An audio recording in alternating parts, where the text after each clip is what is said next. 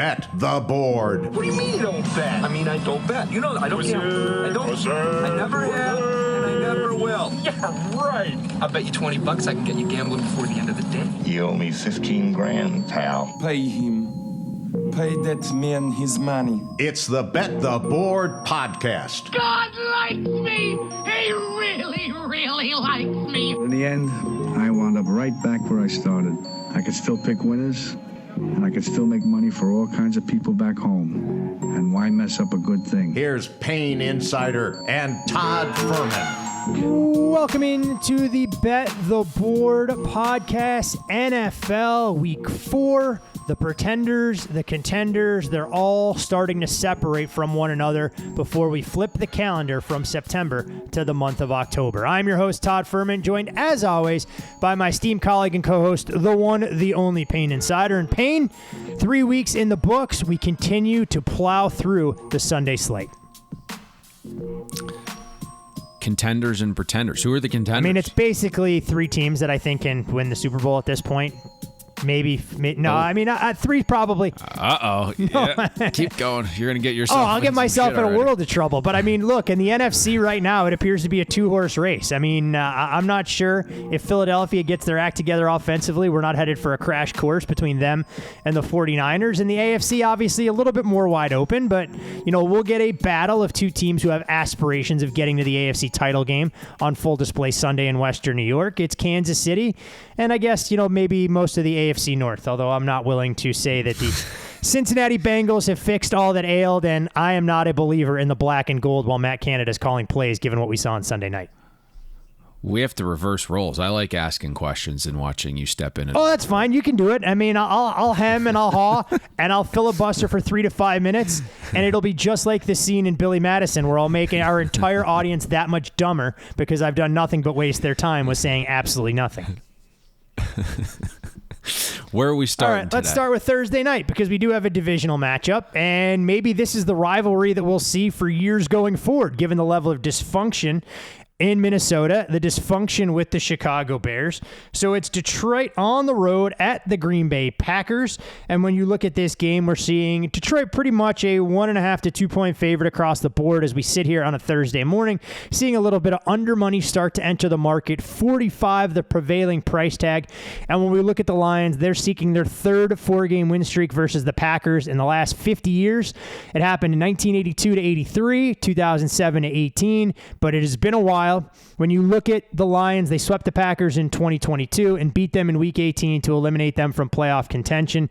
As far as Green Bay, they're just 4-4 the last home games versus the Lions after they won 23 straight dating back to 1992.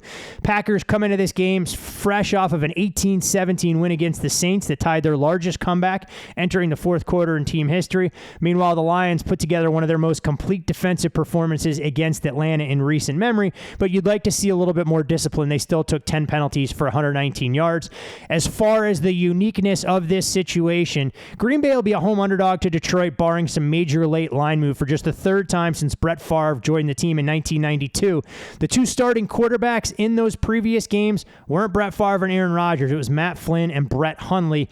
Brett Favre and Aaron Rodgers favored in all 29 home starts versus the Lions. Meanwhile, Detroit's covered 10 straight divisional games, and the Packers have done a pretty good job at the betting window of late. Payne, the biggest question that we had coming into this game was all about injury status. Early this morning, it looks like Taylor Decker won't be able to give it a go for the Detroit Lions. David Montgomery out as well. Meanwhile, Green Bay, the whole gang decided to take the day off along the offensive line, even if they're going to have some reinforcements at the skill positions. So I think that's probably the better place to start is with the Packers offense, and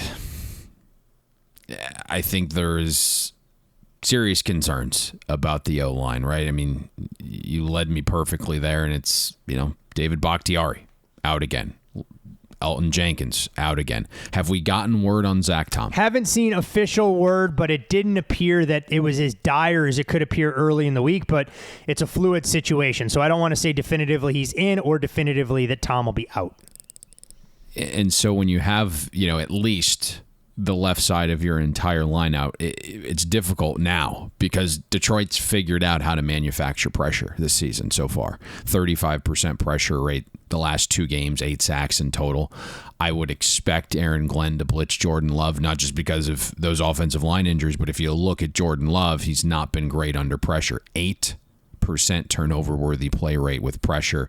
He's graded out quarterback 26 of 34 when under pressure as well. I think the Packers did a decent job last week. Part of their surge offensively in the second half was going to more empty formations, which allowed Love to have a little bit more time than operating under center.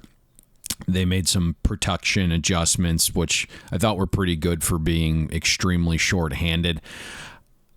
I'll kind of circle back to something said on Monday's recap show that's now making its rounds, but because the Packers have been decimated by these offensive injuries, not just to the offensive line, but it does look like Christian Watson and Aaron Jones are both in line to play tonight. It's kind of forced the offense to be feast or famine, and you can see it in the data, and you can hear it in some of the pressers, specifically with the OC, Adam Stenavich, where he mentioned that Green Bay's basically just hunting big plays. And Green Bay right now, 6th in EPA per play. It looks awesome.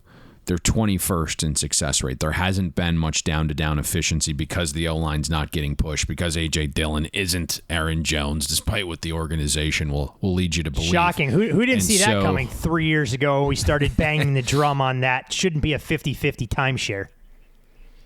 And so, there isn't that supportive run game for a young quarterback. The Packers 27th in rush efficiency. And the Lions have done a very good job stop and run, 5th best in that category.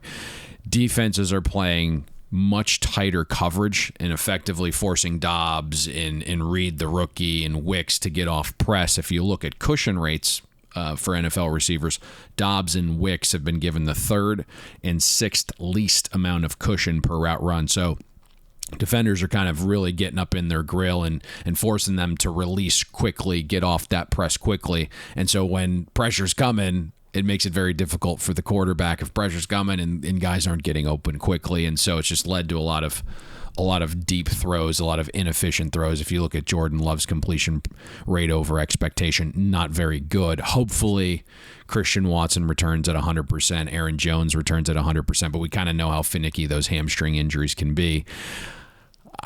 I don't know if we see a ton of offensive success here tonight for this offense. Again, it's good getting those pieces back.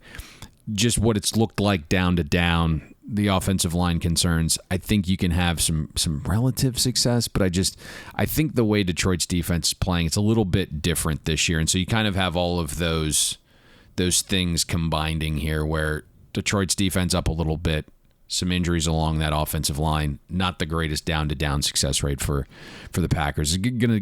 I kind of agree with this under money coming in. I was a little surprised by the over money. I mean, you mentioned the weapons, and early on Thursday morning, Tom Pelissero on Good Morning Football had a report that said the Packers were going to manage Christian Watson and Aaron Jones' workload. Not exactly what you want to hear as a bettor, hoping for explosive plays out of that tandem, or a fantasy manager hoping that these two that have been out for a little while are going to go out there and immediately contribute. You mentioned Jordan Love, and some of the numbers there just absolutely staggering in terms of his intended air yards per target. That is amongst the best in the league, but in terms of averaging only 6.8 yards per completion, it speaks to the numbers you shared in terms of success rate. The discrepancy between the two, not exactly a ringing endorsement for moving it down to down, other than when you're able to go out there and land some of those big home run plays off the top.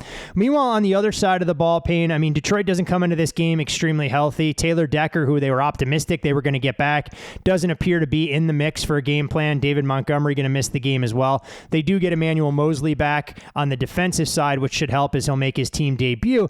And you look at this Lions team. They've gone 12 straight games scoring 20-plus points. It's tied for the second longest streak in team history, averaging nearly 31 rushing attempts per game, which is the 7th most in football. So they have shown a little bit of balance, but I'm not sure Jahmyr Gibbs is one that's going to shoulder a massive workload in that particular department.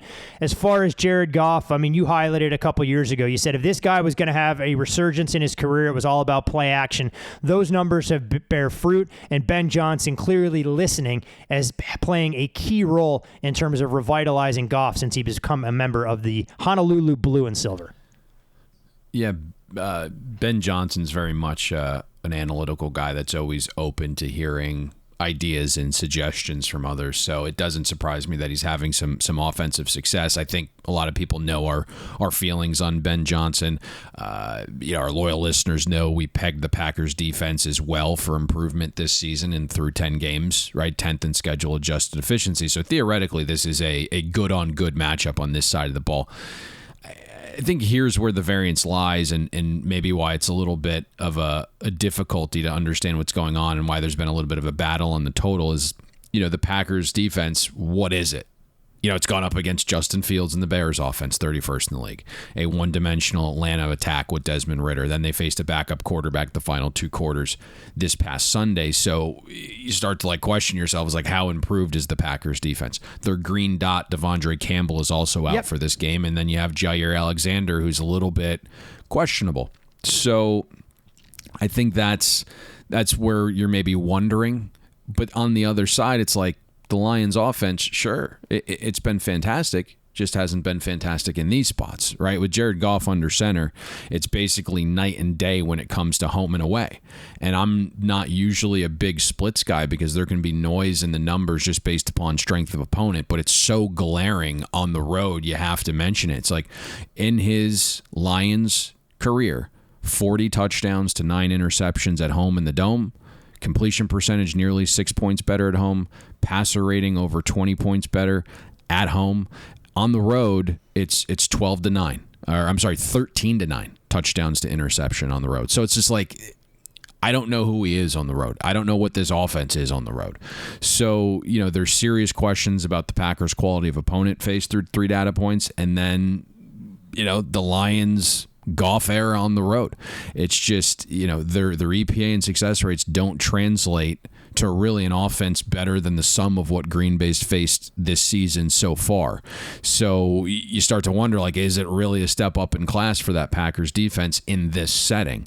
And that's what makes it tough for me. And, I think the Packers to this point, Todd, have shown a really good game plan for how they defend Amon-Ra St. Brown as well. Last season, held him to 10 catches on 19 targets for 104 yards and no touchdowns in those 2 matchups. So suddenly, you get road Goff, you have a decent game plan that removes him on, and you start to wonder where, some of the big plays, some of the success comes. Maybe it's Laporta, right? It's a big game for Quay Walker. He's been very good in coverage through 3 data points, but now he's got a little bit more on his plate without Devondre Campbell there, and the Lions have certainly made an emphasis on getting Laporta the ball, 18 receptions over 3 games. And so it's on Quay Walker to kind of handle that responsibility by his lonesome now because the safety play isn't great for Green Bay.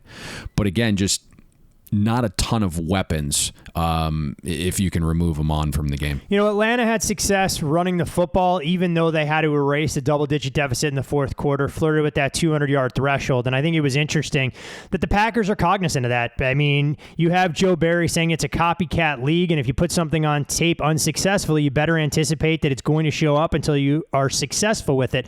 So I think that is no doubt the matchup to watch, given some of the numbers that you shared with Jared Goff. The Lions are going to do everything they can to be able to run the football. If they have success there, it'll open up some of those deep shots in the play action game. But I also think when you look at the Lions, Amon-Ra St. Brown operates underneath with ruthless efficiency, but until they get that guy that can take the lid off the defense, I don't think we'll see the Lions offense hum on all cylinders until Jamison Williams returns from his suspension. But a fascinating game, knowing everything it means in the landscape of the NFC North and how Detroit was able to spoil the party for the Green Bay Packers in the regular season finale last year.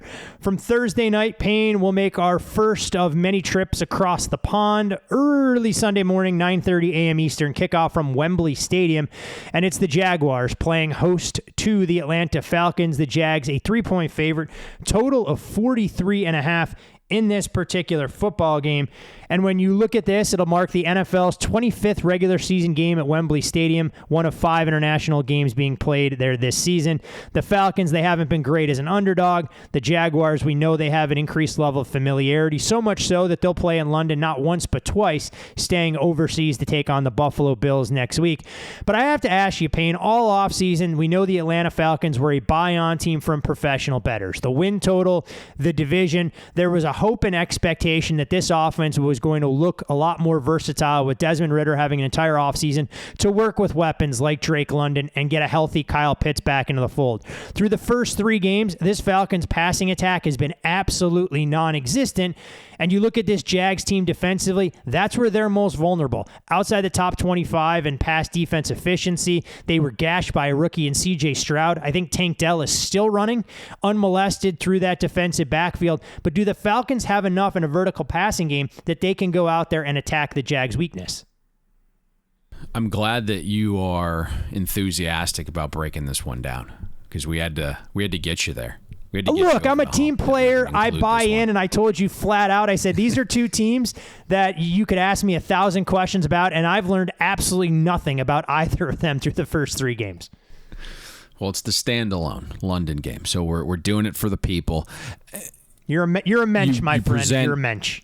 You present great points in questions. I think for me, and in the questions that we have in this game about both these teams, is kind of unfolding in front of our eyes right in the market, right? I mean, there is a battle going on in this game. At Soft 3, there's been a ton of Jacksonville support from pro bettors. The minute hooks flash on the key, Atlanta money shows in the market, right? And I envisioned a little bit different of an offense for the Falcons. That's what my understanding was. Now, the schedule is quite soft regardless, but there were a couple spots this year where you could pinpoint and say, hey, Atlanta was going to have to face a quarterback in an offense that was decent. Would it then force Atlanta to come out of that shell on offense? Maybe this is the spot.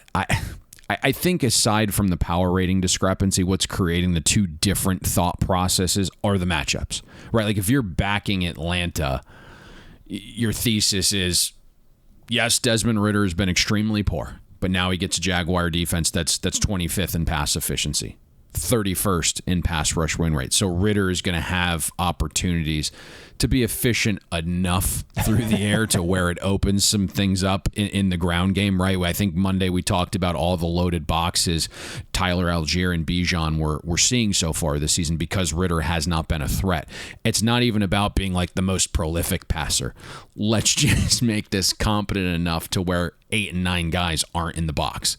And then defensively for the Falcons, they're 5th in pressure rate, despite facing 2 of the projected top 10 offensive lines heading into the season. Now you get a Jaguars offense that's 26th in pass block win rate, and they're unable to protect Trevor Lawrence. That's kind of the mindset on both sides of the ball if you're backing Atlanta. I think the mindset, if you like the Jaguars, is that Desmond Ridder isn't going to be efficient throwing. He would probably be inefficient throwing in an empty stadium, right? That's the thought process there. And Jacksonville's defense is 4th in schedule adjusted run defense so far. So the belief is that maybe they can handle Atlanta's ground game. And you know what? The only teams that have beaten the Jaguars this season are the Jaguars, right? And as soon as positive regression hits, maybe the people backing Jacksonville in this spot are going to look like geniuses for getting in at the bottom of the market. And you can kind of understand that theory. If you're looking at early downs, which are the most predictive downs, through 3 games, Jacksonville's offense, 4th in early down success rate.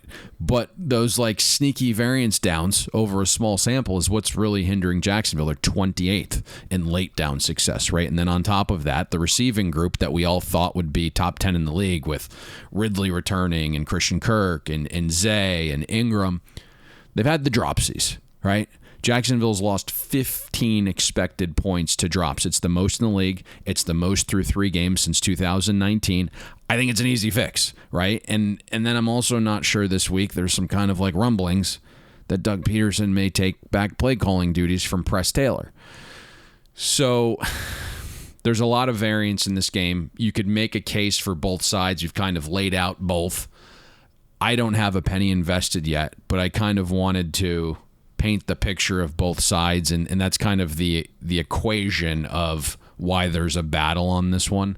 Is there anything else, Todd, that you think is maybe a glaring edge for either Atlanta or Jacksonville? No, not one that I've seen. I mean, I kind of joke with you that, if Minnesota were to lose this weekend to Carolina and the Falcons think they're ready to pull the plug on Desmond Ridder, go out there and get Kirk Cousins, somebody to operate the offense that could handle what Arthur Smith was able to accomplish as offensive coordinator with the Titans. I know Cousins isn't quite Tannehill, but, do something at the quarterback spot. When you look at Ridder, it is interesting. Guy hasn't lost a home game as a starter in the NFL or in college football, 30-0.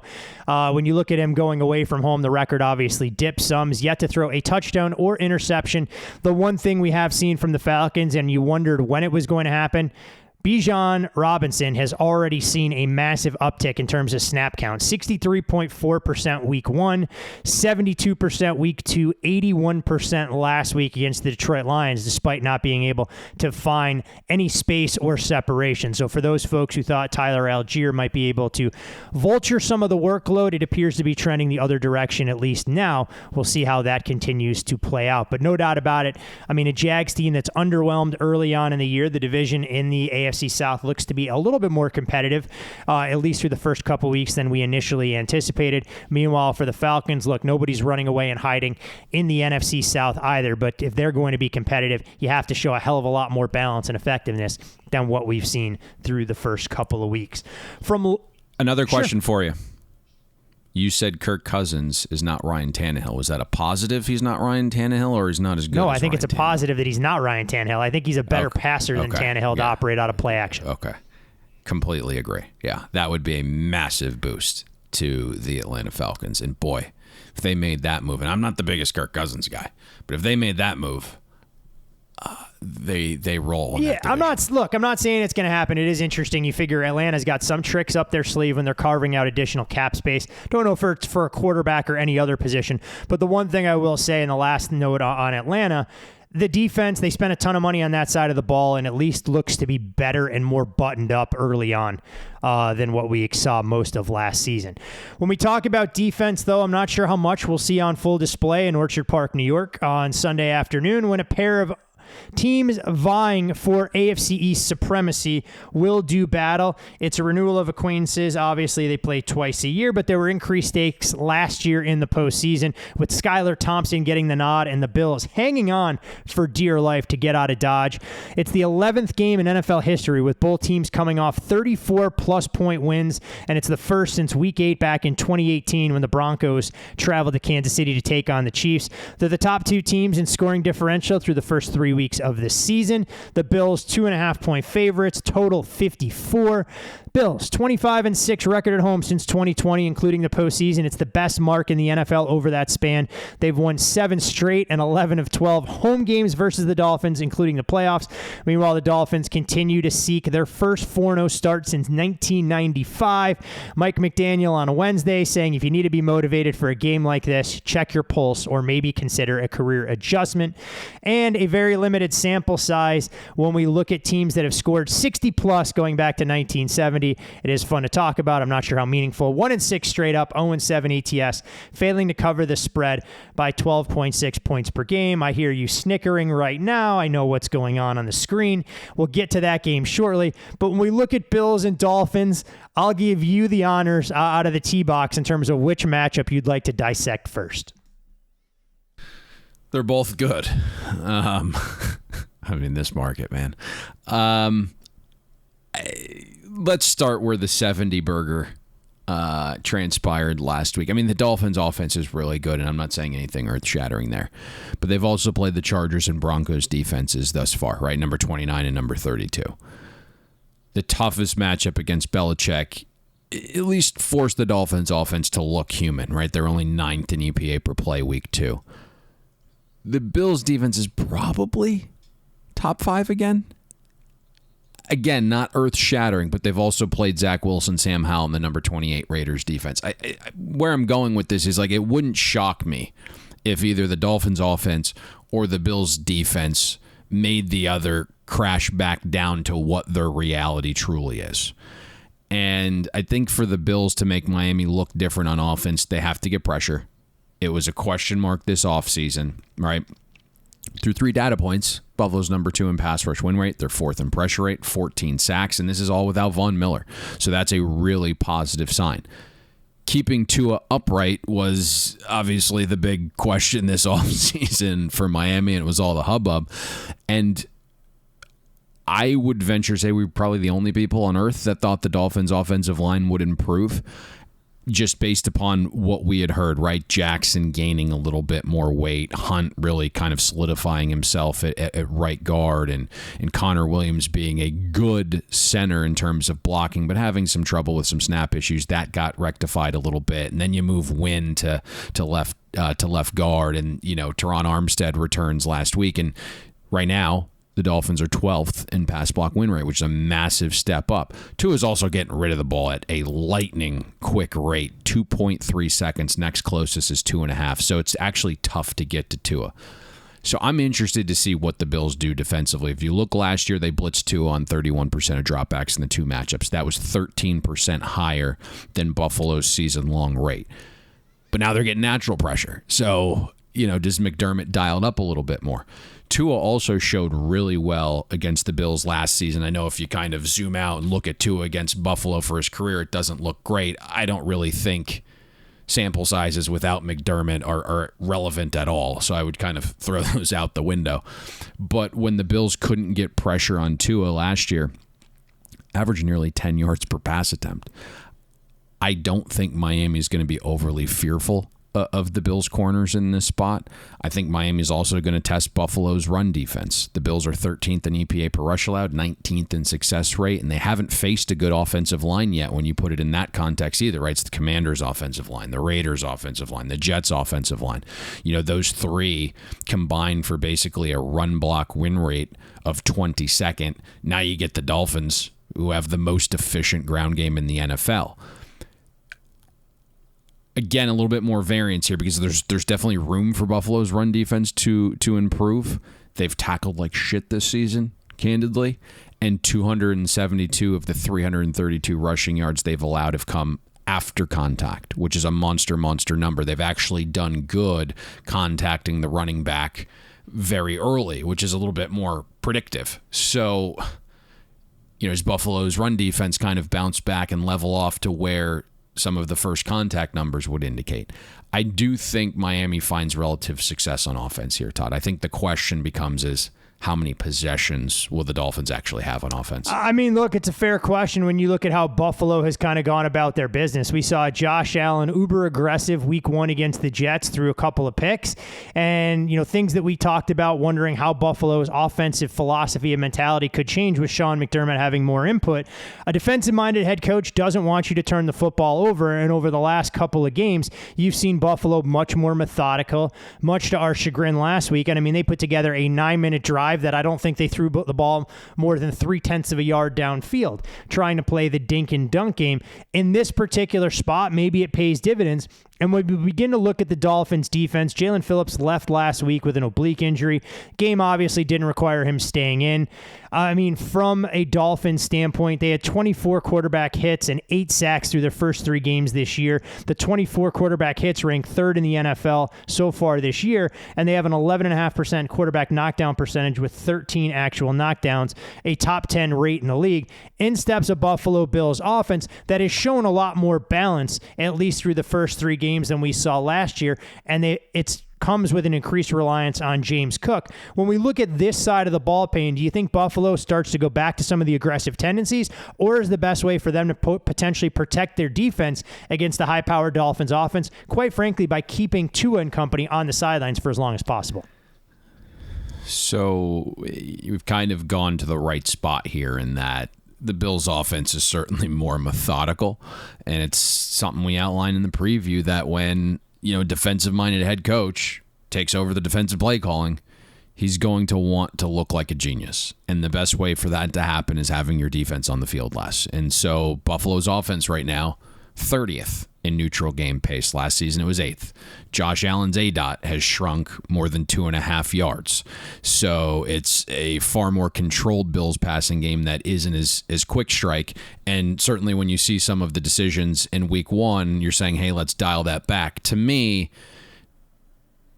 having better decision making is fine, but when your ADOT's dropping that much, it's more than just, saying, hey, I'm going to take the check down here. Maybe he's pressing a little bit too much. I understand it looks good, but, when you're trying to win a Super Bowl and you're competing against other offenses, I don't know if this is quite the path. I know a lot of sophisticated Bills fans that are also bettors are not kind of loving what they're seeing out of the offense, despite it looking really efficient. Billy, our buddy here, is not happy with kind of what he's seeing. And you just look at the pass rate as well. The Bills' pass rate, 1.8% over expectation last season. It was 6.1%. So it's a massive dip. Now that style probably won't bite Buffalo in the butt this week against Miami, because the Dolphins defense 26th in rush efficiency, 30th in both EPA per rush and success rate allowed. So getting that run game going a little bit more might not be a bad thing here. Vic Fangio with this version of the Dolphins defense without Jalen Ramsey has been playing a lot more off coverage. So it's very possible, right? All the short passes are going to work here. And I think maybe this side of the ball comes down to the money area, where Buffalo is moving the ball efficiently down to down, but they have to finish. And certainly, Buffalo's had a good red zone offense, but there's been some times last year, right, with some of the red zone mistakes, some of the red zone turnovers, not as much creativity in terms of what they do in the red zone relative to a championship team like Andy Reid and the Chiefs. Vic Fangio defenses over the last decade have made life difficult with his coverage schemes once space shrinks in the red zone. Now, Josh Allen's had some overall success in his two matchups against Fangio's defense. The second matchup, I know Brian Daboll put a real emphasis on making sure Buffalo's offense scored before they reached the red zone. That was literally being drummed in the meeting all week.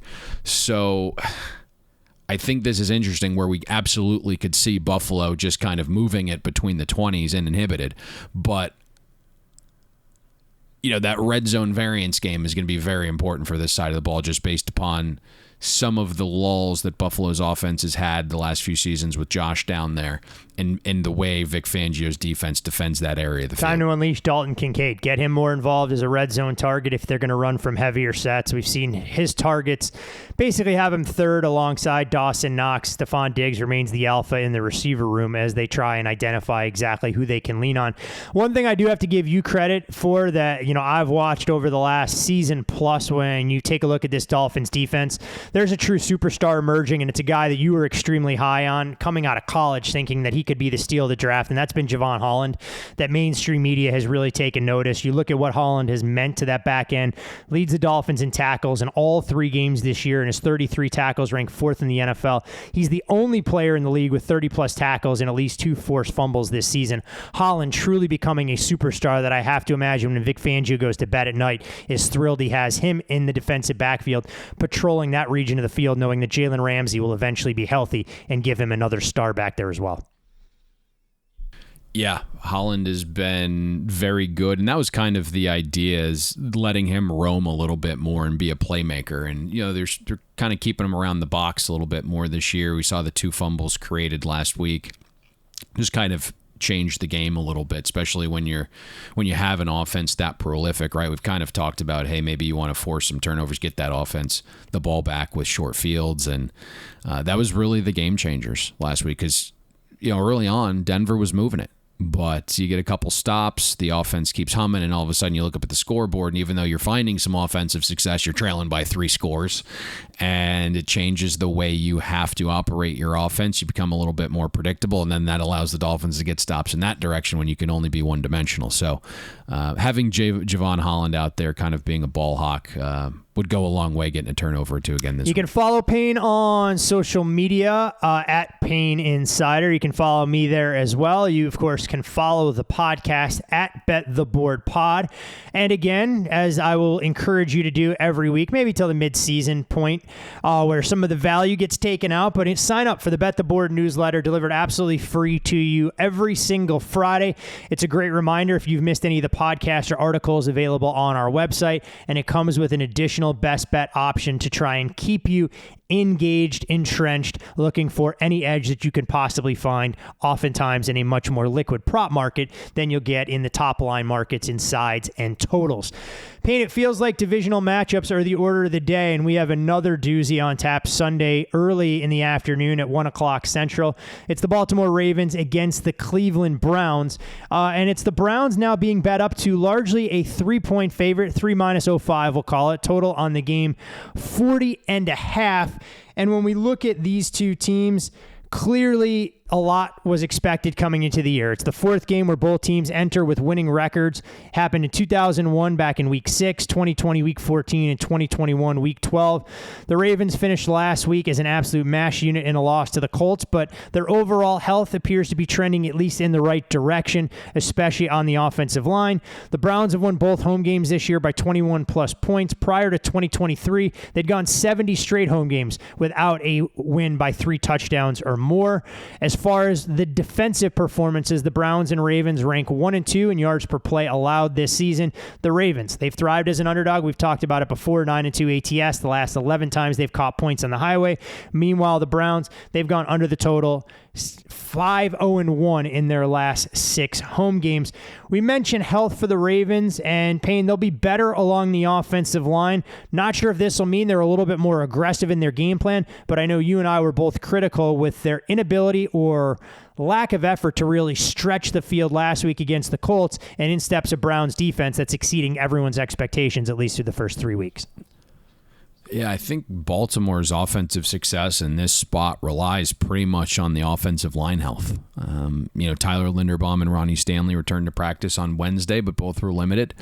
The Ravens, I think, need their starting center and left tackle back so Todd Monken and Lamar Jackson can actually run the type of offense they've envisioned.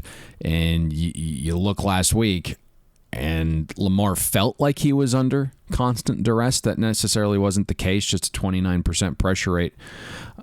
Not a massive number, but you look, 36% of those pressures turned into sacks. So he's kind of seeing some ghosts back there.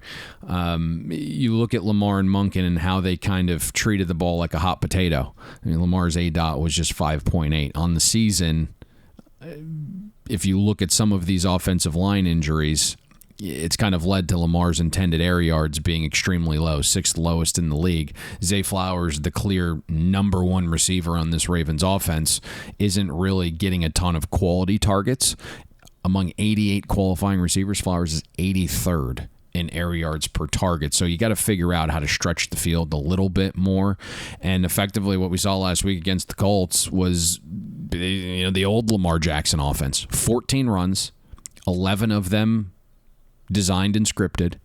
That's really not going to cut it against the Browns defense. It's number 1 in run stop win rate. And going out and getting Delvin Tomlinson, Shelby Harris was absolutely huge. Through 3 games, Cleveland's allowed 25% of runs to grade successful. It is a small sample, but if you can't get that ground game going, and you are getting a little bit of pressure on Lamar because those offensive linemen would potentially miss again. So again, you got to monitor that injury report. Lamar is QB 34 out of 34 qualifiers in passer grade under pressure. Browns are number 1 in pressure rate right now. So where maybe this is getting a little bit interesting, and we saw some over money come back in today after it really kind of got to a low point, we understand the Browns defense is really good. Maybe we have to normalize it just a touch, right? It's a monsoon game against an injured Burrow. It's Matt Canada's offense, which is a joke. It's the Titans' offense, right? Which lives in a tier with the Bears and the Jets. If the Ravens' offense is somewhat healthy, and I'm not talking about, Bateman or OBJ, just Linderbaum and Stanley. This is still the biggest test the Browns have faced. And I'm not saying they're going to fail it, but it's like some of those numbers for the Browns defense are just so ridiculously good that you kind of have to normalize them in your metrics when you're kind of putting them into your database and kind of spitting out a number for totals and sides and things like that. I mean, look, when you look at Cleveland's numbers, I was blown away with how good they've been. And to your point, I'm not sure how truly sustainable they are over the course of a 17-game season. To kind of provide a little bit of context for our listeners out there, the Browns defense has surrendered the fewest yards, 491, yards per play, 3.2, and first downs allowed, 21 by any team through 3 games since the 1999 Tampa Bay Buccaneers. Cleveland's 10.7 points per game allowed would be the lowest for a full season since the 2000 Ravens held their opponents to 10.3 points per game. They've allowed an offensive touchdown just once in 3 games, and that touchdown was a 71-yard pass to George Pickens that we saw on Monday Night Football. They've had to defend just 4 opposing snaps in their red zone. It's the fewest through 3 games since the 2006 Seahawks. They forced 3 and outs on 61% of drives. 24 of the 39 drives they faced have ended in a punt. Look, what goes up must come down, and those are numbers that you're just not going to be able to replicate week in, week out, regardless of what you've brought in terms of overall reinforcements.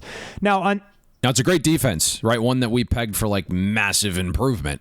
I just, when you're starting to look at the EPA numbers of like, basically like negative, it is so next level that there's going to be some regression. Now, you watch them play, they are a confident bunch. You get Newsome back this week in the secondary as well.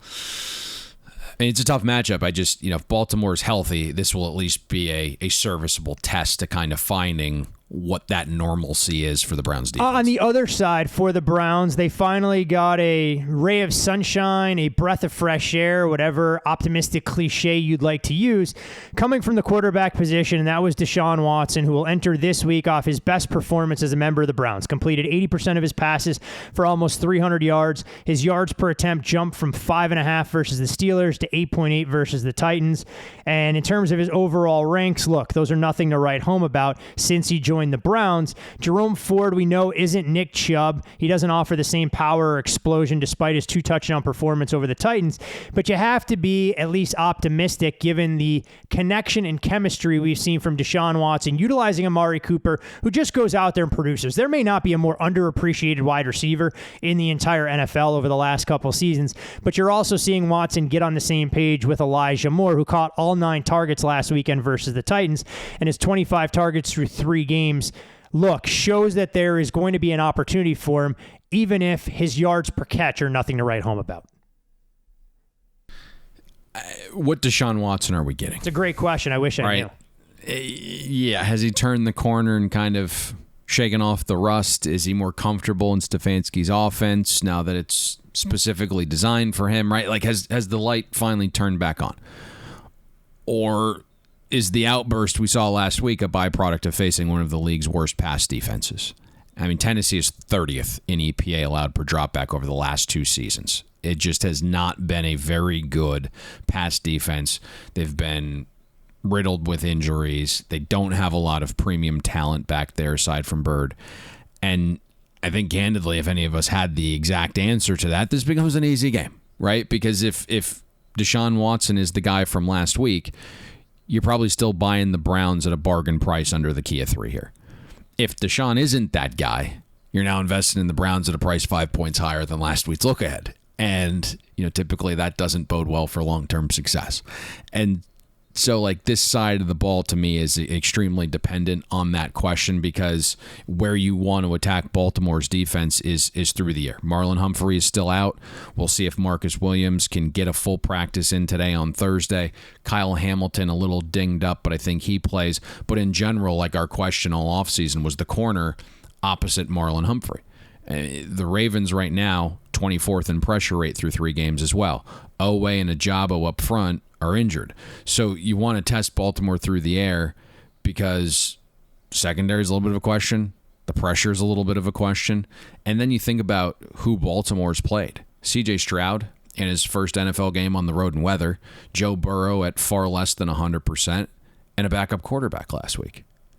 And so, I'm intrigued to see kind of what that looks like. Now, without Chubb, there's probably not a great path to a ton of rushing success for Cleveland. Baltimore's 7th in EPA per rush allowed, 9th in overall defensive rush efficiency. And you mentioned Ford, where very good, out of the backfield, was a matchup nightmare for a backer in space last week, catching a 19-yard touchdown, did plunge one in, I believe, from the 3-yard line as well. But in terms of like the run efficiency, that wasn't there. And, to be expected against a great Titans run defense. But this just feels like a Watson game. And if the Browns offensive line can keep him upright, which to this point, the Browns are number 2 in pass block win rate. You mentioned Amari Cooper. He should be in line for a nice game here because that's Watson's go-to guy when he has time. 31% target share for Amari Cooper this year when Watson is kept clean.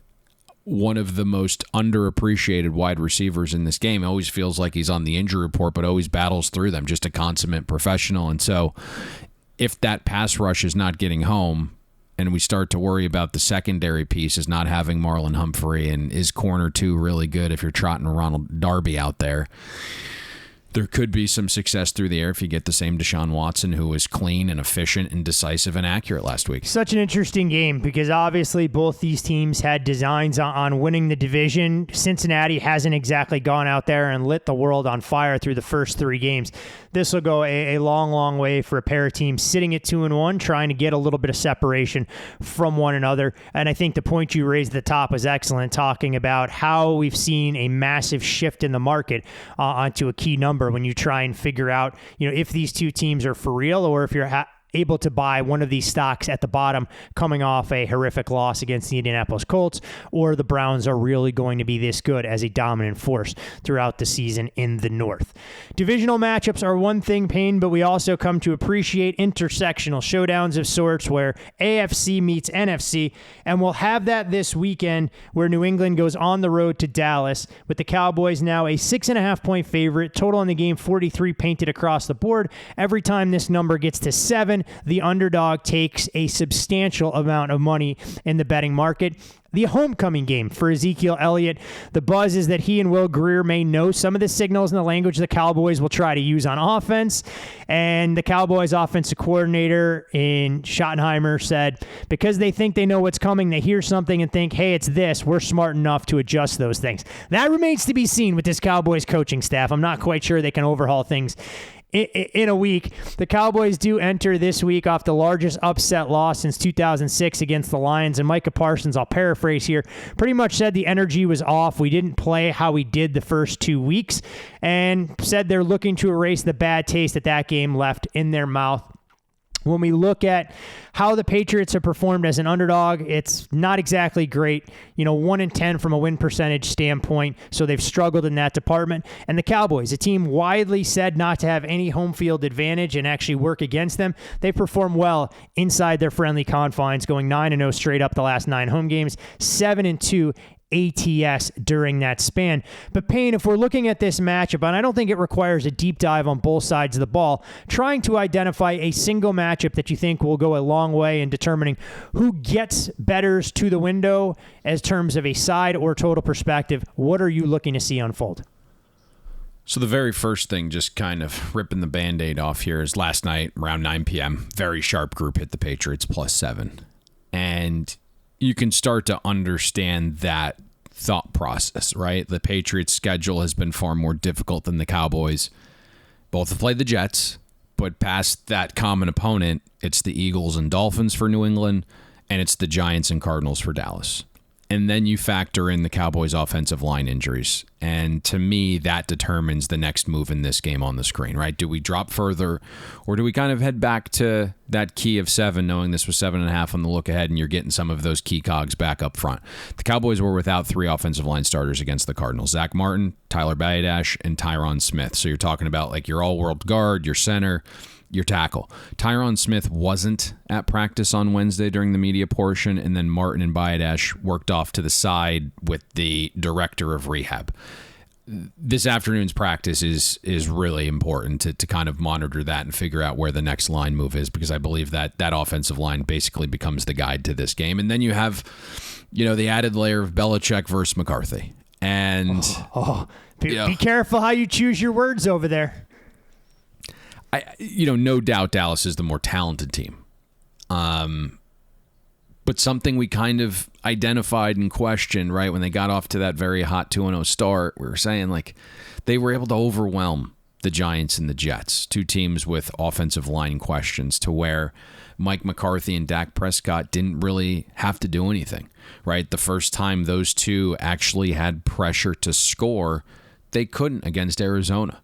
And if you look through 3 games, the Cowboys have an average down-to-down offense right now, 15th in efficiency. The Cowboys' O-line certainly has been beat up, as we mentioned, but they just have not created a ton of push. 1.2 yards before first contact on about an average of 35 rush attempts per game. And now you get a Patriots defense that's 6th in rushing success rate allowed, despite facing the Dolphins and Eagles, 2 of the league's most efficient ground games through 3 weeks, literally team number 1 and 2. You look at Dak's ADOT. It's dipped more than 2.5 yards relative to last season, and somehow, despite the shorter throws, the adjusted accuracy has fallen off. It's not a good combination if you're not threatening further down the field, and at the same time, your accuracy is decreasing. I'd be really speculating on how New England comes out defensively. They're typically a high man coverage defense, top 5 in the league. I think you have to do something slightly different since CeeDee Lamb lines up in the slot on about 76% of snaps, and it's far more difficult to man the slot than it is outside because, CeeDee Lamb isn't your conventional number 1 receiver. There's also something interesting here is about 6 days ago, Bill Belichick signed quarterback Will Grier. And Grier was with the Cowboys until the final week of cuts. And this offseason, McCarthy wanted to make this Cowboys offense his very own, right? So at minimum, Grier being with the Cowboys up until the final deadline, late August, he knows this offense inside and out. And it's probably going to force McCarthy and Schottenheimer to change some things this week, whether it's cadence, whether it's formationally. I think Belichick played the game of chess here. Does it end up coming to fruition and helping on the field? I don't know, but it's certainly a talking point worth discussing. One thing I want to ask you, and I don't want to dive into the other side of the ball, but was curious to get your take on the Cowboys secondary as a whole. I know Trevon Diggs has changed some of his DNA, where he was basically a boom or bust corner a couple of years ago, where people wanted to clamor for the interceptions, but we were keen on making sure that we let people know, hey, look, interceptions are great, but when you're constantly giving up big plays, at what price does the turnover end up coming? But we saw the Cowboys have to reshuffle their secondary. Stephon Gilmore, no spring chicken by any stretch of the imagination. It forces Deron Bland into a more prominent role. And then, of course, you have, a former Dolphins first-round pick in Noah, and I'm not even going to pronounce his last name because I'll butcher it, the kid out of Auburn, taking over the nickelback slot. How much do you downgrade Dallas' secondary? Maybe not in this matchup because the Patriots don't have truly elite wide receivers, but just in general. It was a question I probably should have asked last week, but we didn't know Trevon Diggs was going to be out for the season with that torn ACL. Yeah, it didn't happen until Friday. And so I think that's part of the mental gymnastics of this handicap, in that is this Dallas defense as bad as we saw last week? Diggs is so important to what they do across the board, because not just the coverage, but what it allows Dan Quinn to do from a pressure standpoint. You feel a lot better sending heat when you have that combination of Diggs and Gilmore. Gilmore is very good, but now all of a sudden he goes to being your number 1. So basically in about 36 hours, Dan Campbell had to scramble and potentially come up with a new game plan, or keep the same game plan and just insert a different chess piece in there, right? Basically going from a king to a pawn without Diggs in the lineup. But you also have to think about who they faced. To this point, right, you've gotten the Jets offense, you've gotten the Giants offense, you've gotten the Cardinals offense. And I understand there aren't a ton of weapons on the Patriots. There's not a lot of guys that can threaten you deep. There's not a lot of speed. There's not a lot of quickness. So you should kind of return to form here with a game plan that you are going to be able to incorporate for a full week without Diggs. So I do expect a little bit of bounce back here. This is still a very good defense, but certainly Dan Quinn kind of has to change the way he's going to attack the Patriots. Their offensive line is substantially better now that it's healthy than either of the or any of the trio of teams they've faced to this point in the season. So I think maybe you get a less blitz happy Cowboys defense, and they focus a little bit more on coverage. Although again, right, there's not really any receivers on the Patriots that threaten you.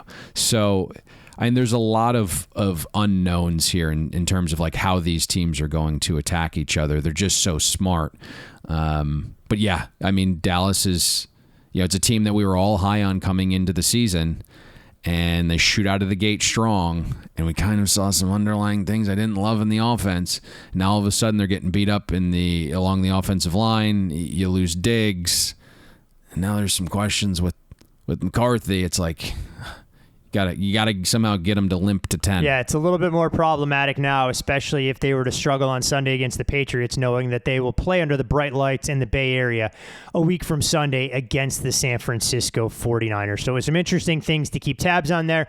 Like Payne said, follow that injury report. The health of that Cowboys offensive line may be the single biggest factor in terms of where this next line move comes. If we go from 6.5 back to 7, or we continue to trend maybe even below the secondary key number of 6. On to the final game that we have scheduled to break down. And full disclosure here, I tried to convince Payne it wasn't going to be a great idea because talking about the Jets can oftentimes make listeners' ears bleed, but I also couldn't resist the opportunity to take shots at some of our most loyal podcast listeners that are indeed Jets fans and regale them with plenty of stats of why Patrick Mahomes is that much better than Zach Wilson. We'll get to that in a second. But when you look at... Before I get you started, I sent a message into the group chat and a little video of what it's like to be a Jets fan, and TB did not respond. I think he's just hurt. I think he's just so used to being hurt at this point. Like, I am on a group chat with him and another guy that you know all too well, and the two of them, I think, have just thrown in the towel. They get that little sliver of hope that the season opening win against the Buffalo Bills gave them, only to have their hopes and dreams absolutely crushed. And when you're praying that Trevor Siemian becomes your starting quarterback, we know from a mentality standpoint it doesn't put anybody in a real good state of mind. And it's why the Jets are a 9.5-point home underdog at MetLife Stadium on Sunday, a total that's continued to tick down as low as 41.5 as we record here. And of course, the report earlier this week from Jets reporter Rich Cimini said that Robert Saleh is at risk of losing the locker room over his loyalty to quarterback Zach Wilson. The defense in particular is, and I quote, not happy. Tensions are on the rise, and I quote, ready to implode. So we'll see exactly how all of this plays out. When we look at the Jets, they've mustered 10 points in each of the last 2 games. Kansas City has allowed 10 points or fewer in each of their last 2 games. The Jets are last in the NFL in scoring offense at 14 points per game and total offense 225 yards per game. But wait, Payne, it gets better. Mahomes' first career game at MetLife Stadium comes against Zach Wilson. And if we contextualize what they've done in their career so far, Patrick Mahomes has 19 career halves with 3 passing touchdowns. Zach Wilson has 0 career games with 3 passing touchdowns. Patrick Mahomes has even thrown for 3 passing touchdowns and a half twice in one game on multiple occasions, both in 2018 at the Steelers and at the Rams. Mahomes has more career halves with 300 passing yards than Wilson has games, 3-2. Mahomes' NFL record, 105.4 passer rating to his career, is higher than any single game that Zach Wilson has put on the books at 101.1. And Wilson is the only player since 1970 to finish last in passer rating in back-to-back seasons, and he is last so far this season as well. I give you all of this to ask the overwhelming question here: which side of the ball will determine who gets the money on Sunday evening? Sounds like Patrick Mahomes good, Zach Wilson bad. Now, it's just a long-winded way of getting it all off to try and put some numbers behind the argument. I think this is the biggest test for the Chiefs offense to date. We've seen some gradual improvement week to week. Kelsey back healthy is a real positive. I think he's probably the most valuable skill position player to a team, especially this team. And I just don't think the Chiefs automatically figured things out beating the Bears defense, right? That's not a test, especially when they're going through a ton of injuries. Now, quietly, everyone's focus is on Zach Wilson, but something we kind of hinted at. The Jets went from dead last, 32nd in defensive efficiency in 2021, all the way to 6th last season. they've kind of leveled off through 3 weeks. Defense year to year has more variance and volatility than offense, generally speaking. We called for some regression, but right now, the Jets are 20th in defensive efficiency, if you can believe that. And so maybe, right, with the Chiefs brand and Reed and Mahomes coming to town, it wakes the Jets defense up a little bit, despite some of that infighting that you mentioned at the top and the divide that's being reported in the locker room. But that was interesting to kind of see this Jets defense quietly declining a little bit, and it's not really getting mentioned. And Robert Saleh's defense has kind of been built on a bunch of these defined rules, right? And the best offensive minds know how to use those against the Jets. Lots of crossing patterns, taking advantage over the middle. And for having like two really good outside corners, the Jets used the third highest rate of two high safeties last season. And it's kind of been pretty much the same so far this season. They want to keep everything in front. Well, the Chiefs aren't really going to attack you deep a ton right now. And where you want to attack the Jets is between the numbers, between the hashes, not so much to the boundary where Gardner and Reed are lockdown guys, and the Chiefs don't really have a true number one outside guy anyways. And you look, even when the Jets defense was top 5-ish last season, they had trouble covering tight ends. And the Chiefs love using tight ends. And it's not just about Kelsey either. You look through 3 games and Kelsey missed one, was a shell of himself in the second one. Kansas City's used multiple tight end sets on 44% of snaps, so tons of 12 and 13 personnel. You're also seeing Rashee Rice man the middle a little bit more. 68% of his snaps come from the slot, ran the most routes he has this season against Chicago.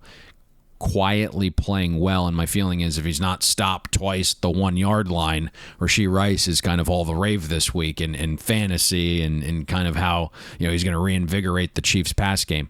Rice, if you remember when we discussed this in the offseason, was a much better space finder than creator. He was elite at SMU against zone, struggled against man. So that would be big, kind of having him in the middle of the field along with the tight ends, kind of just finding some space. There's been a few stances taken in this game, right? It was a race to the under at open. And it makes sense, right? Chiefs short throw game, Zach Wilson, Chiefs defense extremely improved. That's the 3-second handicap. And that's the reason why, 44 was down to 41.5, 42 this morning. Another wave came in and you're at like 41.2 right now. The other 2 stances I have seen from guys that I respect is the Chiefs in a teaser down through the key. But we've seen when the Jets get to 10, that seems to be the number that is getting purchased. It's a big number with a low total, I'll say that much. Right. And so, if you told me you're getting the Jets defense of last year and the Chiefs offense is still kind of just plodding their way through games. And it really, again, like last week down against the Bears, it was pretty efficient, but it wasn't overly explosive early. Where that game started to balloon in the second quarter is the short fields that the Bears offense created for the Chiefs offense. So, and that's why you're seeing this total get absolutely pummeled. One question I have for you, and I apologize to the author, should they be out there reading, speculated the Jets could do some interesting things defensively. We saw Sauce Gardner match up against Mark Andrews way back when. Could you see a scenario where the Jets would just go, hey, Sauce, we're going to take you out of the mix and try and have him match up one-on-one with Travis Kelce? That would be speculation on my end as well. It's always interesting just when you read some of these thought processes and how some of these defenses try to slow down, to your point, clearly the best weapon in an area of weakness for the Jets where we know they've been vulnerable to tight ends in the past. Yeah, I mean, they've done it in the past, but you had, 16, 17 games last season, how many ever we played last year, and you weren't good defending that position. Yep. And so, to me, I think anytime you're facing this version of the Chiefs, especially right now where you're trying to find that receiver, it would make some sense. Now, the way Andy Reid's offense operates, It just seems to be we're going to throw it to whoever. Obviously, there's a focal point on Kelsey and what he means to the offense, but you're just looking at snap share. You're looking at distribution. It's like, hey, it's a different receiver every week, right? I mean, I understand there was the dropsies week 1, but there was a focus on getting Kadarius Toney the ball against the Lions. Now it's getting spread between Toney and MVS, and it's just like you really can't pinpoint a guy on this offense, and so it kind of makes it a little more difficult to have that approach because we've seen this where, hey, we want to remove Kelsey, and then all of a sudden, like, the lesser guys are kind of building some confidence. Yeah, I mean... Or we just say, hey, we're going to let Kelsey get his, and then it's a little bit too much. The thing that makes Kelsey so good, right, is just him and Mahomes are on such a same page that they can improvise, right? It was who was on the call last week for the Bears game? Was it Troy? No, it was... I'm nearly certain it was Fox Kevin game. Burkhardt and Greg Olson, I believe. Okay. So it was Greg Olson who was talking about, hey, when the Bears were scheming for the Chiefs this week, they had this play covered perfectly. It was supposed to be this, it was supposed to be that, and then all of a sudden, Kelsey just cuts off his route, and Mahomes knows he's going to be there. So, yeah, I mean, it's an interesting theory. I would be more apt to put sauce on Kelsey right now, just because the Chiefs are still looking for that guy outside. It's always one of those things that's interesting. And look, we've seen Bill Belichick do it in the past. He goes, if I'm going to lose to you, I'm not going to let your best weapon beat me. And then on the opposite, to use a different sport, the New York Knicks back in the day would go, hey, look, we're going to just let Jordan get all his and we're going to take everybody else away. We know how many championships the Bulls won being a Knicks fan and how infrequently the Knicks were able to slow down MJ and the Chicago Bulls. So it's always fascinating to see a little bit of that chess match. There is no doubt that this Jets defense, who says they may be ready to implode, they're unhappy with the offensive performance. You know what? Go out there, create a short field or two, force those turnovers. That's the one area, if you want to be an elite defense, the Jets have not excelled at over the last season plus, and I'm no reason to believe that's going to suddenly change against a Patrick Mahomes-led Kansas City Chiefs attack on Sunday Night Football. You can follow Payne on social media at Payne Insider. I'm Todd Fuhrman. You can follow me there. Most importantly, follow the podcast at Bet the Board Pod. And all right, Mr. Payne, 6 games broken down. We've covered all of the marquee matchups on the Sunday and, of course, the Thursday slate. Best bet portion of the program. How are we getting to the promised land this weekend? I think we go back to our roots. Would you agree here? I am all about returning to what put us on the map as a podcast back in the day. All right, so we broke this game down a little bit earlier, and I do think the Browns' defense regresses a touch, but it can still be number 1 in the league. Getting Newsome back, I think, is big. I still have some questions about the A-dot currently being employed by Lamar Jackson. We'll see if the offensive linemen returning help that. Let's see if they even return. There's still some guys in terms of pass catchers with Bateman and OBJ that are a little bit banged up. On the other side of the ball, it's more of this theory where you're going to make me see it to believe it again. And while I think Deshaun Watson gained some confidence last week, and certainly you want to attack the Ravens through the air, this is not the Tennessee Titans, where guys are just going to be, hopefully, knock on wood, streaking throughout the secondary wide open. And so going back to our roots here, division game, you like the ref assignment as well for a division game. Let's go first half under Ravens-Browns at 20. Shop around. Some hooks out there at minus 20 some places, but the official grading of this one, we'll call it 20. Let's do what's got us to the promised land in the past, return to some of those betting basics, and hope that defense rules the day. Red zone efficiency is on your bingo card, and there's nothing but field goals through the first 30 minutes in an AFC North showdown. All right, my friend, anything else that you'd like to share with our loyal listeners before we take a little break and we return Monday morning fresh as a daisy to recap everything we saw unfold on the Sunday card? Fresh as a daisy Monday is the goal. That would mean a very prosperous week. Let's see. Always the name of the game in this business, and we will hope and effectively get there because hope You did I the had hope. to. You did the I hope had thing. to. I had to get it out there to close up shop here and make sure I could get you a little bit triggered as we boarded up the windows for another week on the Bet the Board podcast. But best of luck. You said something earlier about intersexual, and I thought we had another kind of human developing. Intersectional, not intersexual okay. pain. Okay. That might have triggered me. Well, there's a lot of things that could trigger you. Thankfully, that's not this kind of podcast. Best of luck to all of you, our loyal listeners, with wherever your investments take you across the college and pro football ranks this weekend. And with a first half Browns and Ravens ticket in hand, we will see you at the window. We hope you enjoyed listening to this episode of Bet the Board. Make sure you follow Todd and Payne on X. Todd is at Todd Fuhrman. That's TODDFUHRMAN. And Payne is at Payne Insider. That's PAYNEINSIDER. Don't forget, our weekly newsletter comes with an additional best bet. Have that delivered to your inbox by clicking the link atop the podcast show notes. And most importantly, subscribe and download Bet the Board. We're on Apple, Spotify, Amazon Wondery, YouTube, Google Podcasts, and all your other major platforms.